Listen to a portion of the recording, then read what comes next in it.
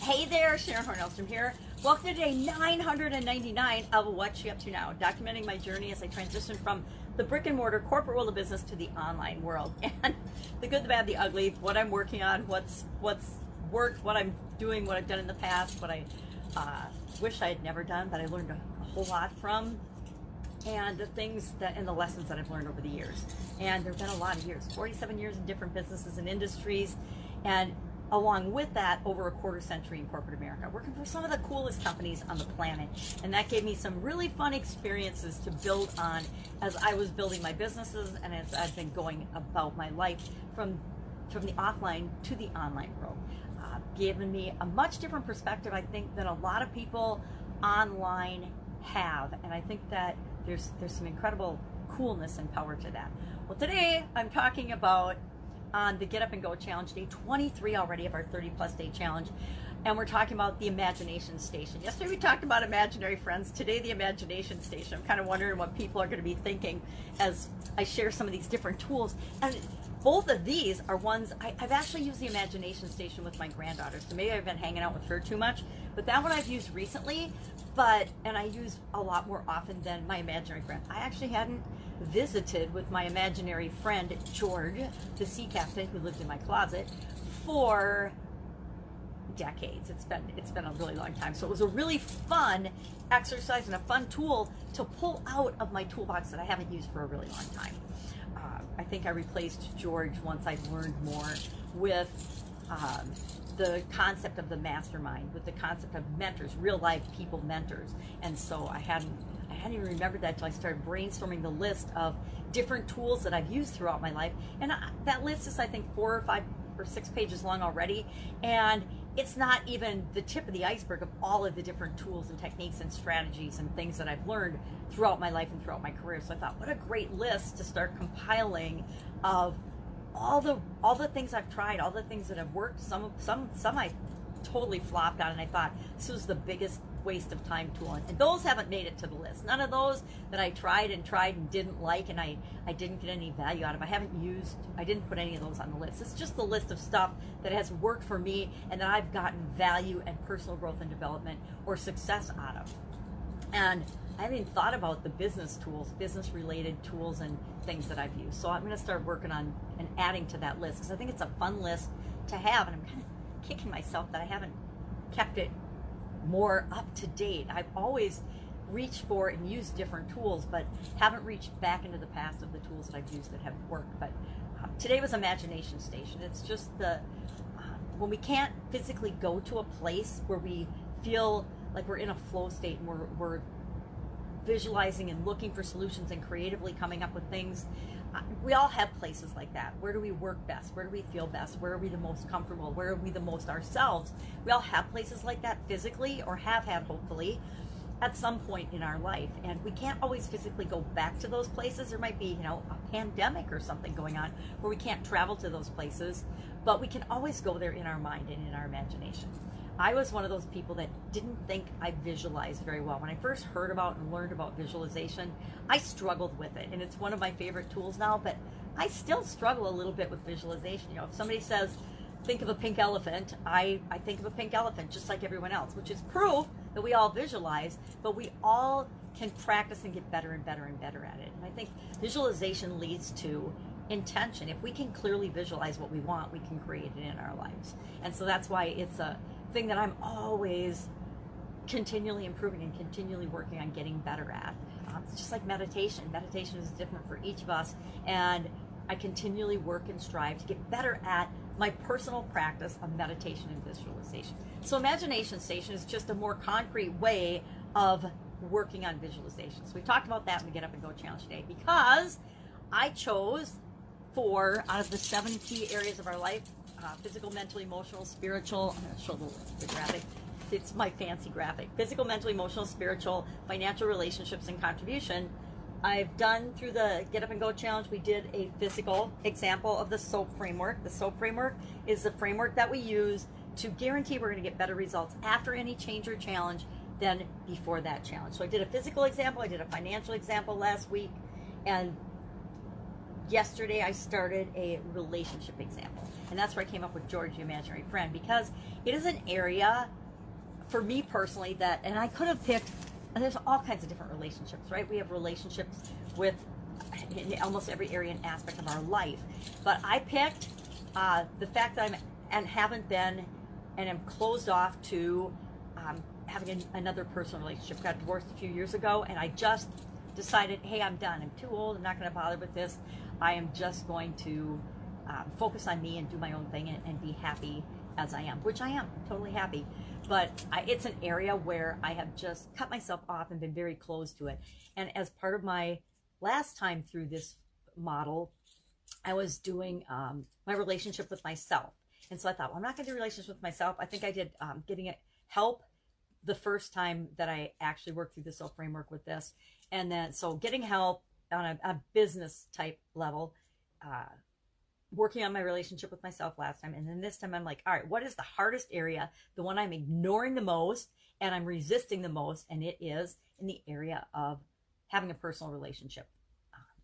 And, you know, whatever that looks like for you, whatever that looks like for me.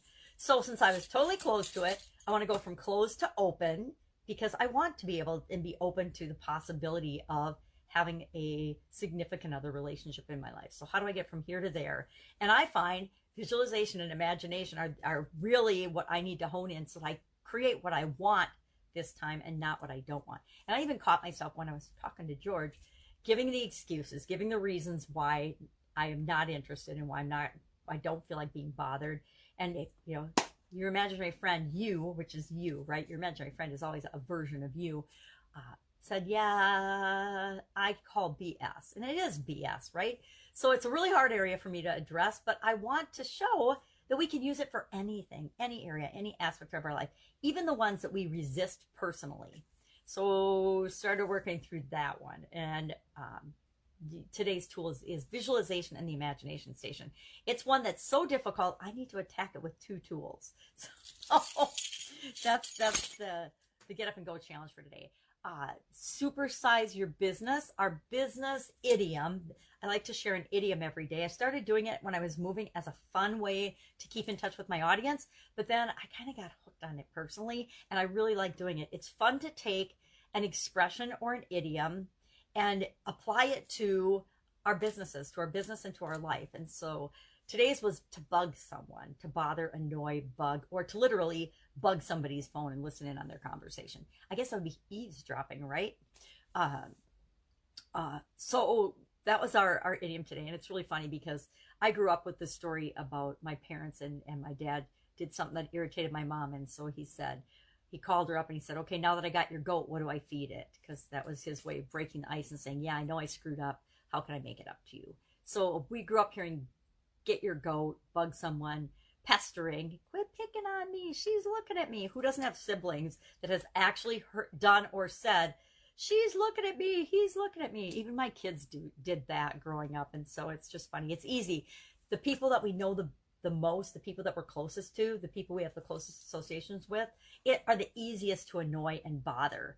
And we're the hardest on those people too. We're hardest on the people that we're in close proximity with and close relationships with. We will, you know, tell it right to their face when they irritate us, that in other situations it wouldn't even bother us. If somebody was doing the same thing that the person that is irritating or bugging us is doing in a different setting, we would never even notice, much less say anything. But when it's, I think we're seeing a lot of that in COVID. We're so close to the people we love and care about, and we're in such close proximity. Things that never bothered us before, we never really spent enough time together to notice, can annoy and bother and pester us.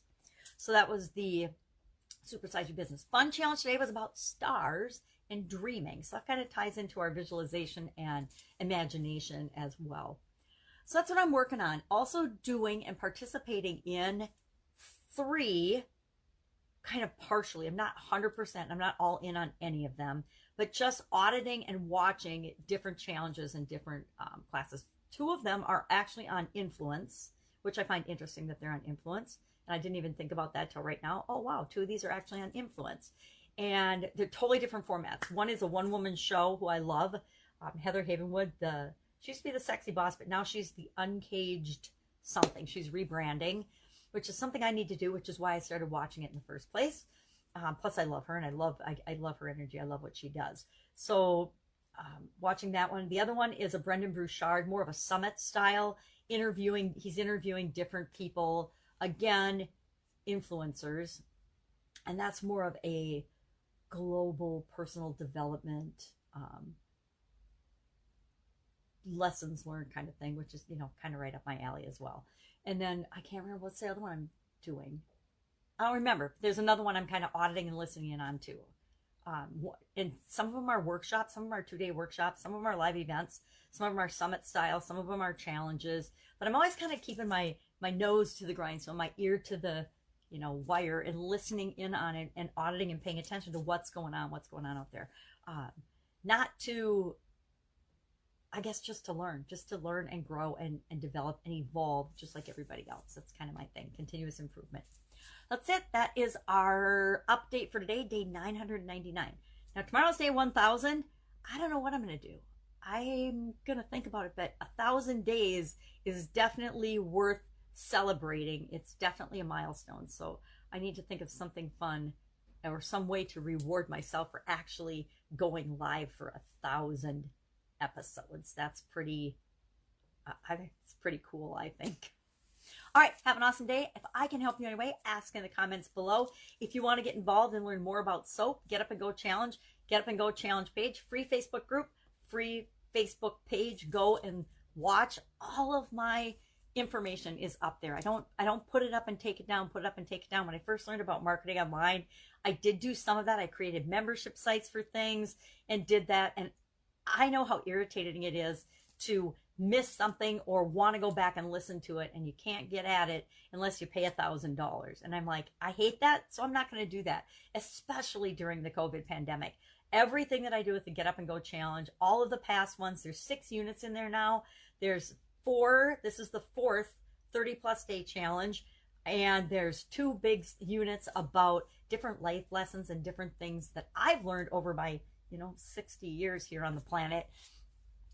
Most of them the really, really hard way. So if you can listen to or watch a video and I can save one person from not having to experience some of the nonsense I've experienced in my life, then it's worth all the effort putting. It's not a lot of effort. I love doing this. It's actually fun for me. Most people wouldn't say that, but it's gotten to the point where it's gone from being super duper scary and I was petrified to do it to, hey, I just start talking and sharing on the camera what I've learned. All right. That's it. Have an awesome day. If I can help you, hit me up in the questions in the comments below. Otherwise, I will be with you tomorrow.